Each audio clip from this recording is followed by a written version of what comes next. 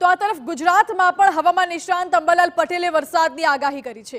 આગામી 4 દિવસ રાજ્યના કેટલાક ભાગોમાં વરસાદ થવાની શક્યતા છે। દક્ષિણ ગુજરાતના ભાગોમાં ભારેથી અતિભારે વરસાદની આગાહી કરાઈ છે, જ્યારે દક્ષિણ સૌરાષ્ટ્રના કેટલાક ભાગોમાં ભારે વરસાદની શક્યતા છે।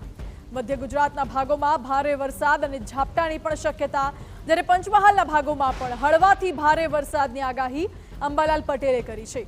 બનાસકાંઠામાં પણ હળવોથી ભારે વરસાદ વરસી શકે છે, જ્યારે ઉત્તર ગુજરાતના ભાગોમાં હળવાથી ભારે વરસાદની સંભાવના વ્યક્ત કરાઈ છે। આ તરફ સાબરકાંઠામાં પણ વરસાદની શક્યતા। ગુજરાતના ઘણા ભાગોમાં ભારે વરસાદ થવાની શક્યતા રહેશે, જેમાં વલસાડના ભાગમાં ભારેથી અતિભારે વરસાદ છતાં પૂરની સ્થિતિનું નિર્માણ થઈ શકે।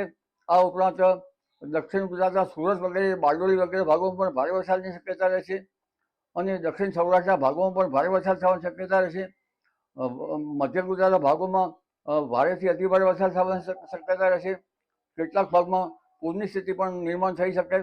આ ઉપરાંત પંચમહાલના ભાગોમાં વરસાદ થવાની શક્યતા રહેશે। સાબરકાંઠાના ભાગોમાં વરસાદ થવાની શક્યતા રહેશે। આ ઉપરાંત બનાસકાંઠાના ભાગોમાં વરસાદ થવાની શક્યતા રહેશે। ઉત્તર ગુજરાતના ભાગોમાં વરસાદ થવાની શક્યતા રહેશે। અમદાવાદ, ગાંધીનગરના ભાગોમાં પણ વરસાદ થવાની શક્યતા રહેશે અને લગભગ કચ્છના ભાગોમાં ભારે વરસાદ ઝાપટા પડવાની શક્યતા રહેશે। તો આગાહી પ્રમાણે તારીખ 2 અને 3 વરસાદી ઝાપટા થવાની પણ શક્યતા। વરસાદી ઝાપટાથી જમીનમાં ભેજ લાંબો સમય સુધી રહેશે। મધ્ય ગુજરાતના કેટલાક ભાગોમાં પૂરની સ્થિતિનું નિર્માણ થવાની પણ શક્યતા વ્યક્ત કરી છે અંબાલાલ પટેલે।